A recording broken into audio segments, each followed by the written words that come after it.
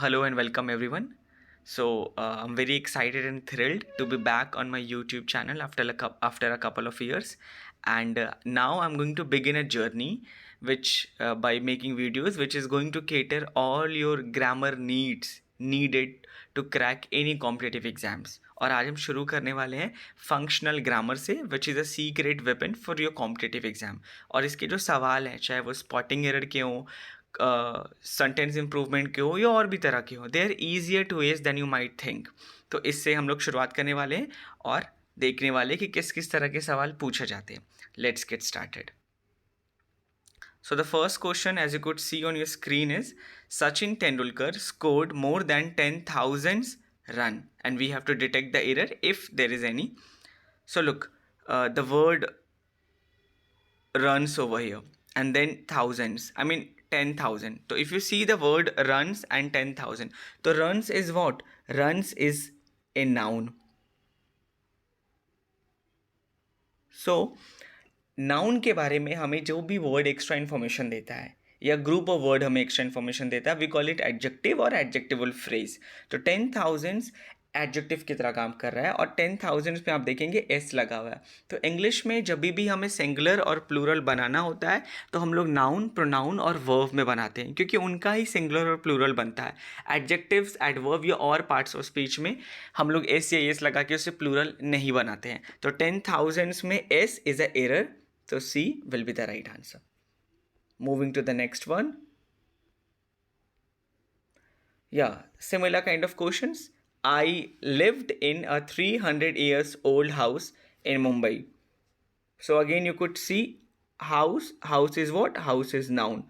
Or any word or group of word which gives us extra information about noun becomes adjective or an adjective phrase.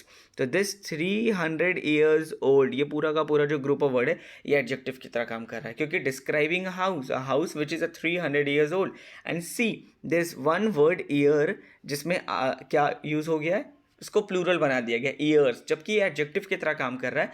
तो यहाँ पर ये क्या होगा? ये ईयर होगा, ईयर्स नहीं होगा। आप ये भी सोच सकते हैं कि कई बार तो आपने ईयर को ईयर्स की तरह यूज़ होते हुए देखा और वो ग्रामेटिकली सही भी होता है। बिल्कुल ऐसा होता है।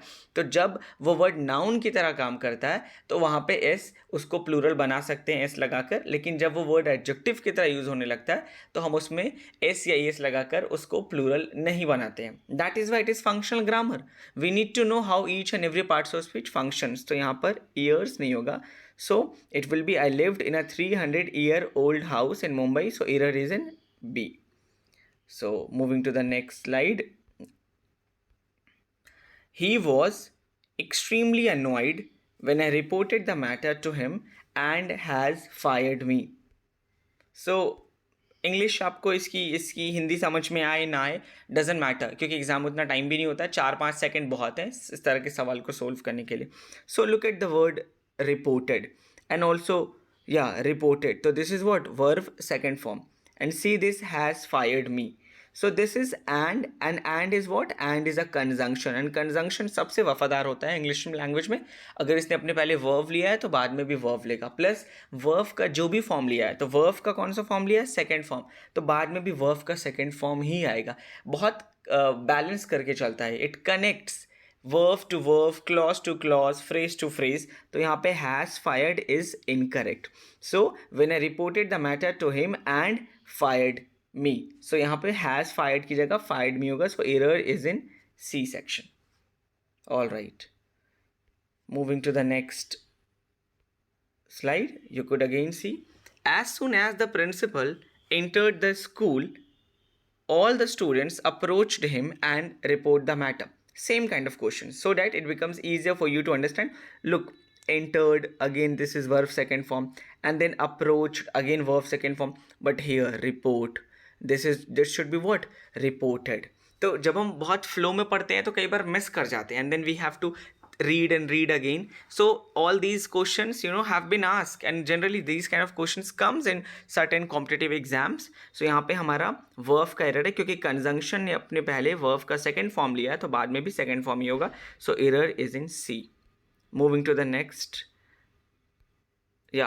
My friend did not see me for many years. When I met him last week, ये अलग है, फंक्शनल ग्रामर से ही जुड़ा हुआ लेकिन थोड़ा अलग है. See, my friend did not see me for many years. For many years my friend did not see me, यानी पास्ट में बहुत सालों से, बहुत वक्त से मेरा दोस्त मुझसे नहीं मिला. सी ऑल्सो मीन्स मिलना. सो पास्ट में जब भी कोई एक्शन होता है और वो एक्शन का स्पेसिफिक पॉइंट नहीं दिया हुआ है तो हम लोग प्रेजेंट परफेक्ट टेंस यूज़ करते हैं, और अगर स्पेसिफिक पॉइंट दिया हुआ है तो सिंपल पास्ट टेंस यूज़ करते हैं.